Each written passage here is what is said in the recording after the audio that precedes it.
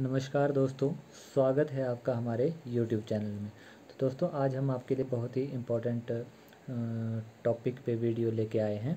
तो आज का टॉपिक है हमारा हिमाचल प्रदेश की नदियाँ। तो ये आपके लिए बहुत हेल्पफुल रहेगा, जो HP टेट मेडिकल और नॉन मेडिकल और आर्ट्स का भी है, तो उसके लिए भी HP उसमें भी HP GK का पोर्शन आता है, तो उसके लिए बहुत ही हेल्पफुल टॉपिक रहेगा। और ऑल अदर कम्पिटिटिव एग्ज़ाम के लिए भी यह बहुत महत्वपूर्ण टॉपिक है। तो वीडियो को फ्रेंड्स अंत तक देखिए। और चलिए जल्दी से शुरू करते हैं। पहला नदी है इसमें आपके पास यमुना नदी। तो यमुना नदी का वैदिक नाम क्या रहेगा आपके पास? कालिंदी। नंबर 2 पर है आपके पास रावी नदी। रावी नदी का वैदिक नाम क्या रहेगा? पुरुषानी। जो इसका वैदिक नाम क्या है? पुरुषानी। और संस्कृत नाम क्या है? इरावती। नंबर 3 पर है आपके पास ब्यास नदी। इसका वैदिक नाम रहेगा आपके पास अर्जिकिया और संस्कृत नाम रहेगा आपके पास विपासा। नंबर 4 पर है चिनाब। इसका वैदिक नाम है अस्किनी और संस्कृत नाम क्या रहेगा? चंद्रभागा। नंबर 5 पर है सतलुज नदी। इसका वैदिक नाम क्या है? स्तुद्री और संस्कृत नाम है स्तद्रु। ठीक है, तो ये इसके जो आपने इसके वैदिक नाम और संस्कृत नाम के बारे में जाना। तो अब बात करते हैं इनकी उद्गम स्थान कहाँ से हुआ है, इनका उद्गम कहाँ से हुआ है। तो सबसे पहले बात करते हैं यमुना नदी के बारे में।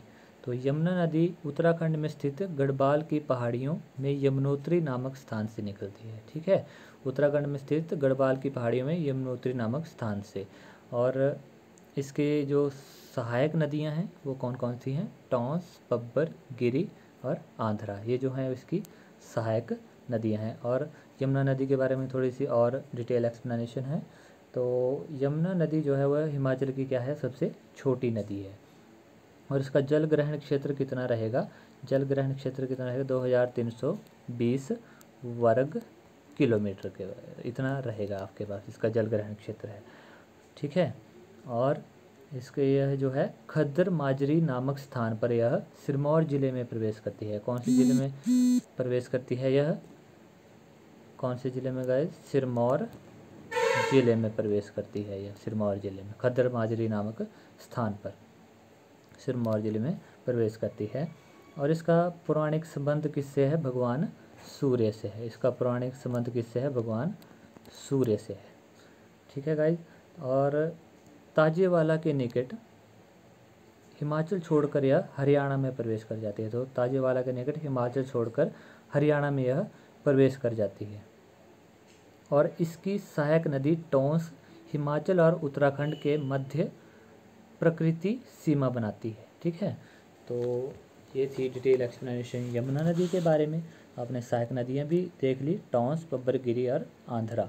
तो अब बात करते हैं नंबर 2 पे ब्यास नदी के बारे में। तो इसका उद्गम रहेगा पीर पंजाल श्रृंखला में रोहतांग दर्रे के समीप ब्यास कुंड से।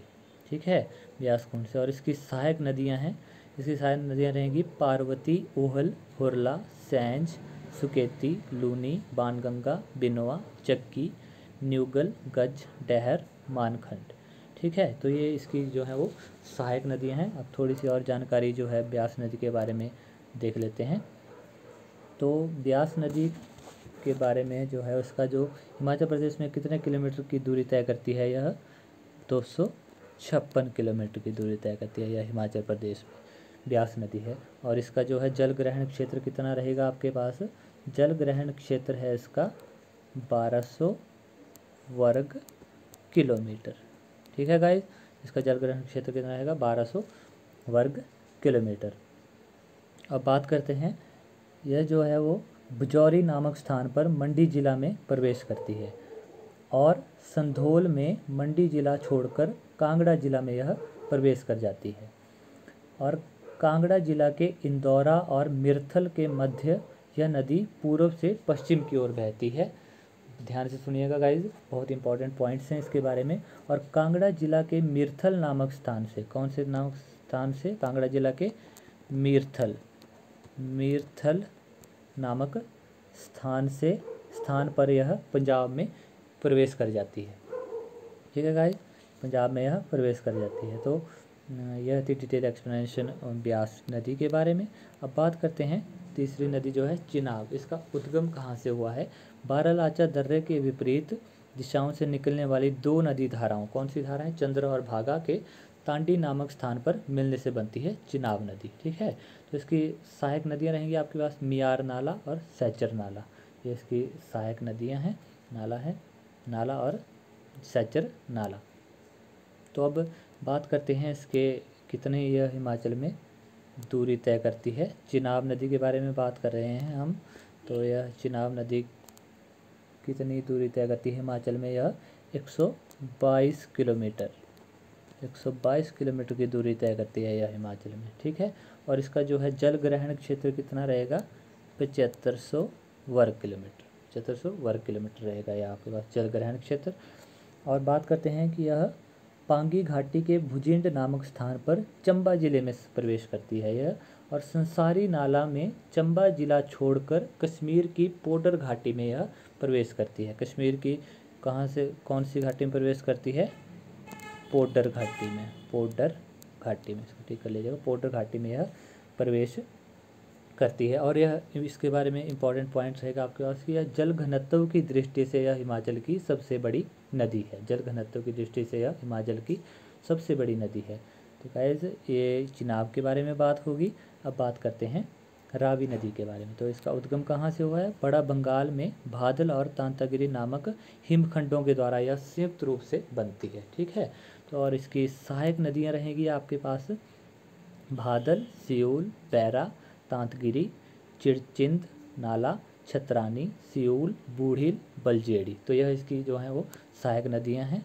तो अब बात करते हैं इसके रावी नदी के बारे में हम बात कर रहे हैं। तो हिमाचल में यह कितनी किलोमीटर की दूरी तय करती है? 158 किलोमीटर, इतनी दूरी यह तय करती है। और इसका जल ग्रहण क्षेत्र कितना है? 5451 वर्ग किलोमीटर। ठीक है, 5451 वर्ग किलोमीटर। और चंबा शहर इस नदी के दाएं किनारे पर स्थित है। जो चंबा शहर है वो इस नदी के दाएं किनारे पर स्थित है। और यह खेरी नामक स्थान पर चंबा छोड़कर, कहाँ पर? खेरी नामक स्थान पर चंबा छोड़कर जम्मू कश्मीर में यह प्रवेश कर जाती है। बहुत ही इंपॉर्टेंट पॉइंट्स है कि कहाँ प्रवेश करती है? जम्मू कश्मीर में। तो अब फ्रेंड्स बात करते हैं, लास्ट हमारे पास रहेगी सतलुज नदी के बारे में। ठीक है, तो यह सतलुज नदी जो है तिब्बत में मानसरोवर झील के समीप राक्षस ताल से, यहाँ थोड़ी सी गलती होगी, इसको ठीक कर लीजिए, राक्षस ताल से इसका उद्गम होता है तिब्बत में मानसरोवर झील के समीप। ठीक है, और इसकी सहायक नदियाँ कौन कौन सी रहेंगी आपके पास? बसपा, स्पीति, नोगली, स्वां, सुकरकट, गिरी, सीर। ठीक है, यह इसकी जो है वो सहायक नदियाँ रहेंगी। अब बात करते हैं कि यह हिमाचल प्रदेश में कितने किलोमीटर की दूरी तय करती है? तो यह तय करती है 320 किलोमीटर। ठीक है गाइज, 320 किलोमीटर की दूरी यह तय करती है, 320, ध्यान रखिएगा। ठीक है, और इसका जल ग्रहण क्षेत्र कितना है? 20,000 वर्ग किलोमीटर, 20,000 वर्ग किलोमीटर। तो इसका जल ग्रहण क्षेत्र है। और यह हिमाचल प्रदेश की सबसे लंबी नदी है। ठीक है गाइज, और बात करते हैं अब आगे। यह किन्नौर जिला के शिपकिला नामक स्थान पर हिमाचल में प्रवेश करती है। तो हिमाचल में किन्नौर जिला के शिपकिला नामक स्थान पर यह स्थान हिमाचल प्रदेश में प्रवेश करती है। और चौरा नामक स्थान पर शिमला जिले में प्रवेश करती है। ठीक है, और कसोल नामक स्थान पर बिलासपुर जिले में प्रवेश करती है। और एशिया का सबसे ऊंचा भाखड़ा बांध इस नदी पर 1963 में बनाया गया था। ठीक है, तो गाइज यह थी इसके सतलुज नदी के बारे में डिटेल एक्सप्लेनेशन। तो आज हमने इस वीडियो में आपके लिए पूरी डिटेल एक्सप्लेनेशन कर दी है हिमाचल प्रदेश की नदियों के बारे में, जो कि आपके लिए बहुत हेल्पफुल रहेगी। तो गाइज़ आप, आई होप आपको यह वीडियो बहुत पसंद आई होगी। तो इस वीडियो को ज़्यादा से ज़्यादा लाइक कीजिए और ज़्यादा से ज़्यादा शेयर कीजिए और कमेंट कीजिए आपको यह वीडियो कैसी लगी। आगे भी हम इससे रिलेटेड आपके लिए और वीडियो लेकर आएंगे। जैसे और टॉपिक्स हैं, जैसे दर्रे हो गए हमारे पास, उन पे भी आपके पास एक वीडियो आएगी, बहुत ही इंपॉर्टेंट है। वो भी HP टेट नॉन मेडिकल और मेडिकल के लिए इम्पॉर्टेंट रहेगी। और जो परियोजनाएं हैं उन पे भी आपके लिए एक वीडियो बनाई जाएगी। तो फ्रेंड्स ज़्यादा से ज़्यादा हमारे इस चैनल को शेयर कीजिए और लाइक कीजिए। Thank you.